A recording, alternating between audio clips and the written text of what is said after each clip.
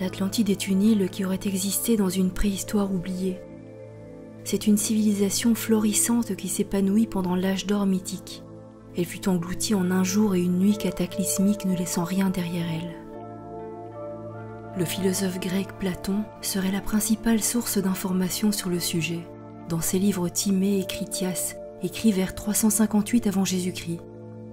Il affirme qu'il y avait une île nommée Atlantis, au-delà des colonnes d'Hercule, soit dans l'océan Atlantique, plus de 9000 ans avant son époque. Il donne les renseignements les plus complets, qui sont aussi les plus anciens. L'Atlantide était une île idéale de par ses conditions, propice à l'éclosion d'une civilisation prospère. Les Atlantes étaient des commerçants et des navigateurs accomplis. Ce peuple avait d'excellents architectes et de grands artistes. Les constructions combinaient le rouge, le blanc et le noir en des dessins variés. Ils avaient bâti pour le dieu des mers Poséidon un temple immense en or, argent, ivoire et orichalque, ce métal précieux aujourd'hui disparu. Ayant conquis la Libye jusqu'à l'Égypte et l'Europe jusqu'à l'Italie du Nord, les Atlantes voulurent s'emparer d'Athènes, où ils subirent une grande défaite. C'est alors que les dieux décidèrent de les châtier, en provoquant des tremblements de terre et des inondations qui engloutirent Atlantis et les autres îles. En un jour et une nuit, toute l'armée grecque et l'île Atlantide furent englouties dans la mer.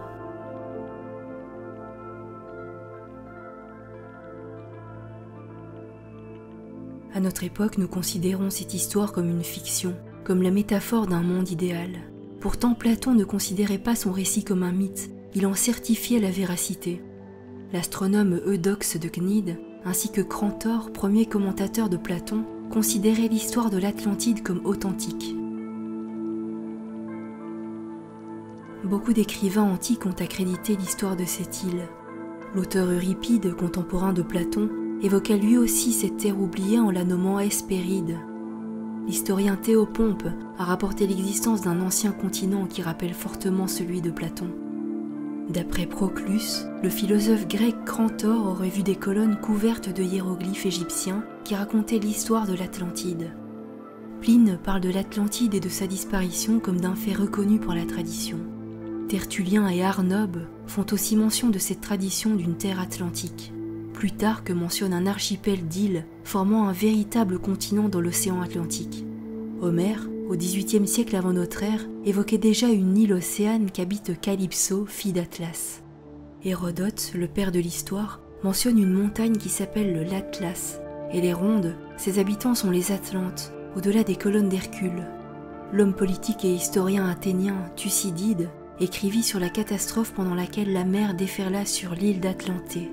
Identiquement, le philosophe grec Théophraste cite le cataclysme qui engloutit l'Atlantide. 3 siècles après Platon, l'historien grec Diodore de Sicile atteste l'existence d'une grande île qui existait dans l'océan au-delà des colonnes d'Hercule, autrement dit le détroit de Gibraltar.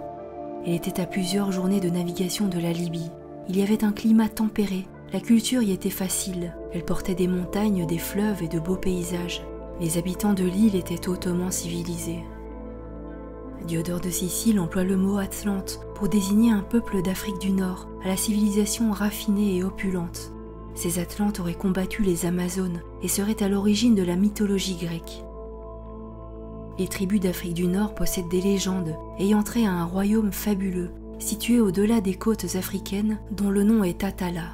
Atala possédait de riches gisements d'or, d'argent, d'étain et était peuplé d'armées conquérantes qui avaient jadis débarqué en Afrique. Atala repose aujourd'hui au fond de l'océan, mais une prophétie affirme qu'un jour il ressurgira des flots. Le royaume d'Atala est également connu des textes classiques de l'Inde ancienne. Les Puranas et le Mahabharata font allusion à ce continent situé dans l'océan de l'Ouest, à un demi-monde de l'Inde. On le constate, le mythe de l'Atlantide a intéressé nombre de personnalités antiques qui en ont témoigné par écrit. Avec l'émergence du christianisme, il n'était pas question que les chrétiens adoptent une autre préhistoire que celle qui est proposée dans la Bible.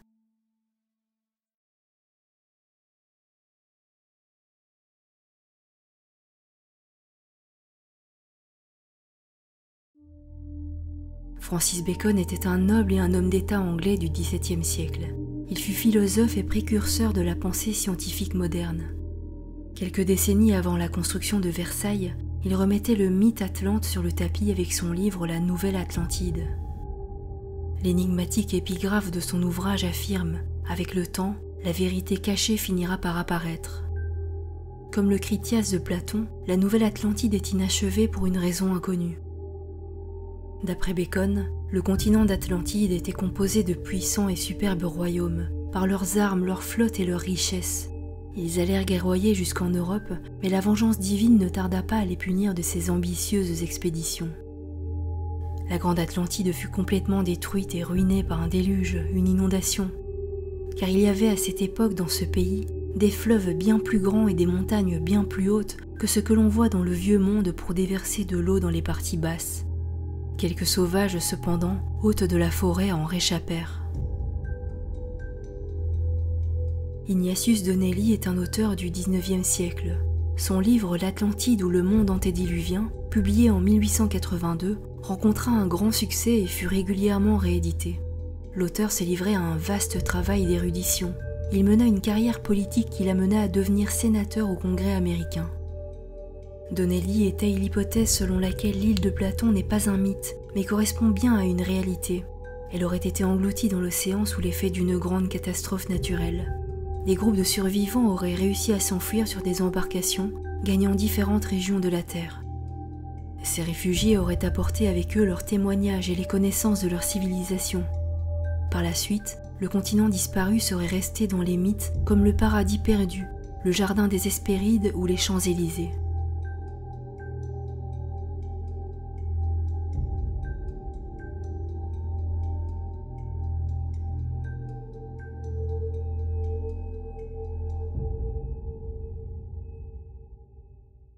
James Churchward était un colonel des Indes britanniques à la retraite. Ce grand voyageur publia une série de livres qui eurent un certain retentissement.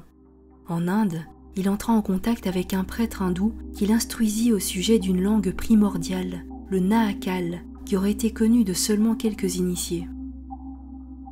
Churchward se mit à étudier les symboles gravés sur les temples en ruine, ainsi qu'une série de tablettes de pierre. Il en déduisit qu'il avait existé dans l'océan Pacifique un continent qu'il appela Mu, le paradis perdu ou la mère patrie de l'homme, dont les habitants avaient développé une civilisation sophistiquée. Les détracteurs de cette thèse firent remarquer qu'on n'avait pas localisé les temples supposément explorés, pas plus qu'on avait retrouvé les tablettes, ni l'original d'une certaine carte datée de 20 000 ans. Le colonel affirmait aussi s'être appuyé sur une importante collection de tablettes de pierre de près de 3000 ans, découvertes au Mexique par William Niven. Niven avait découvert en 1924 ces tablettes qui ne cadraient pas avec les données connues de l'archéologie. Sur le site des découvertes de Niven, on découvrit 69 rouleaux de papyrus qui se référaient à des événements s'étant déroulés il y a 20 000 ans. Leur traduction confirma une grande partie de la thèse de Churchward. Ils évoquaient une civilisation disparue du nom de Muror.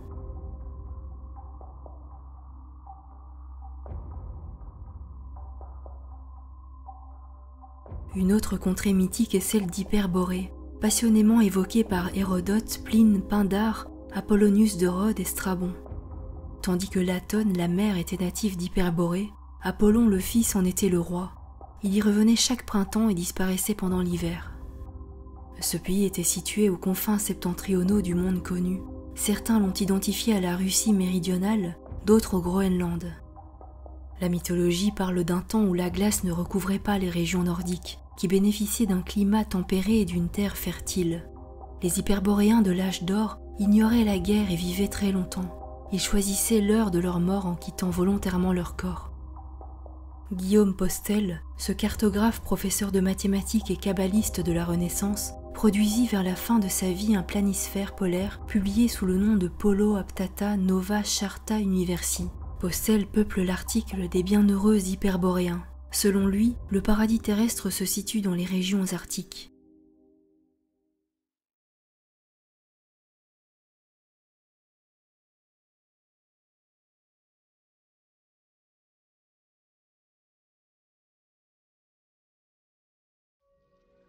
Un élément de preuve nous vient des pétrels, ces oiseaux migrateurs qui traversent l'Atlantique de septembre à octobre. L'écrivain Robert Charroux a noté que, arrivé à 600 000 au nord-ouest du Cap-Vert, ces volatiles tournent en rond au-dessus de l'eau, longuement, avant de se diriger vers le Brésil. C'est comme s'il avait existé il y a des millénaires une terre sur laquelle les oiseaux faisaient une halte.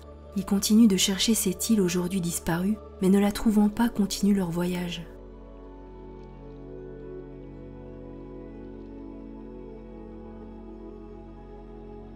Mercator était un mathématicien et géographe flamand du XVIe siècle. Il est l'auteur d'un système de projection cartographique qui porte son nom. Une de ces cartes montre le continent antarctique avec ses fleuves et ses montagnes sans glace. La carte du monde du géographe français Oronce Fine, publiée en 1513, donne également certains contours du continent antarctique. Elle figure l'Afrique et l'Amérique du Sud sur des longitudes relatives correctes. En 1929, on découvrit à Istanbul une carte ancienne, attribuée à l'amiral et cartographe ottoman Piri Reis, qui l'aurait tracée en 1513. On y voit une partie de l'Afrique et de l'Amérique du Sud, plus un fragment de ce qui semble être l'Antarctique, tel que le continent se présenterait sans glace. Un peu plus tard, à l'époque baroque, le prêtre jésuite allemand Athanasius Kircher, considéré comme l'un des savants les plus importants de son époque, produisit une carte présentant l'île Atlantis en son centre. À ces époques, la cartographie est censée avoir été embryonnaire. De plus, le continent antarctique est recouvert d'une couche de glace d'1,5 km depuis 10 000 ans et n'a été officiellement découvert qu'en 1818. Comment alors des cartographes d'il y a 5 siècles pouvaient-ils connaître des détails précis sur les contours de cette terre ? Le plus raisonnable est d'admettre que ces cartes ont été copiées sur d'autres plus anciennes, dressées par une civilisation qui avait les moyens technologiques de le faire avant que la glace ne s'installe.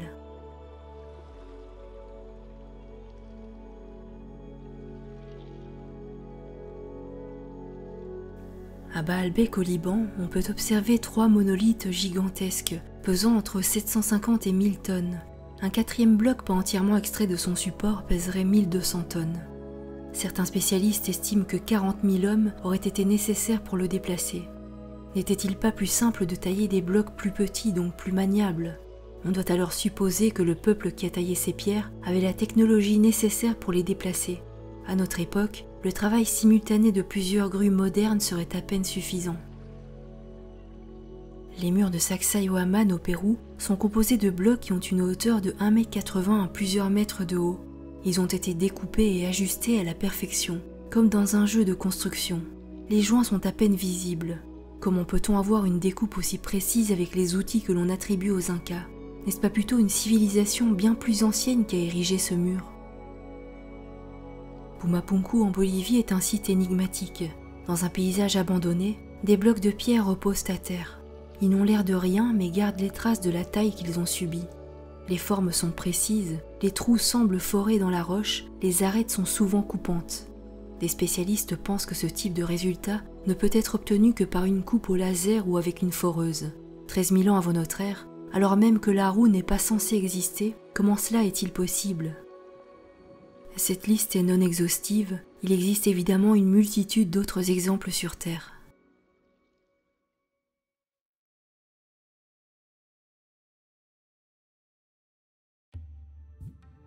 Une preuve forte de l'existence d'une technologie très avancée dans la préhistoire nous vient du Mahabharata, un des grands textes de la mythologie indienne. On y découvre notamment comment les dieux arrivent sur la terre dans leur vimana, ou machines volantes. Ils ont une apparence physique comparable à celle des humains et s'accouplent avec des femmes. De ces unions naît une descendance. On ne peut qu'être surpris de ces narrations, puisque la Bible et le livre d'Enoch, eux aussi racontent la venue d'anges sur notre planète et prenant des épouses parmi les femmes de la terre. Ils étaient les anges déchus qui transgressèrent la volonté de Dieu. Les occupants des Vimana apparaissent tout aussi décadents. Ils sont belliqueux. Leurs aéronefs sont dotés d'armes fabuleuses qu'ils n'hésitent pas à utiliser contre les hommes, munis de simples armes blanches. Ces dieux ne sont donc pas des sages, mécontents des habitants de l'Inde, ils détruisent 2 villes qui leur ont résisté, à l'aide d'une sorte d'arme nucléaire.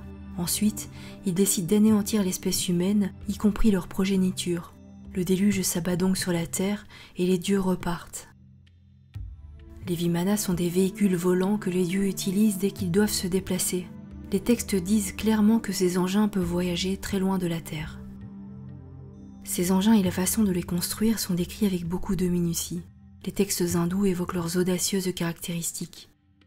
8 chapitres du Vaimanika Sastra détaillent les procédés de fabrication des Vimana, expliquant quels métaux sont nécessaires. Les Samarangana consacrent 230 strophes au principe de leur construction. Dans le passé, il devait être difficile de comprendre le sens de ces histoires de chars volants des dieux.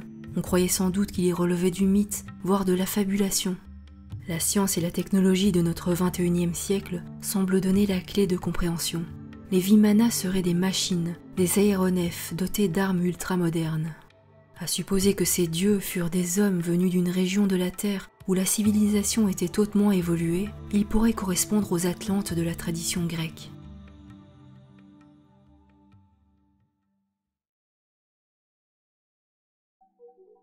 A-t-il déjà existé sur notre Terre une humanité qui avait développé le genre de machines que nous utilisons au XXIe siècle ?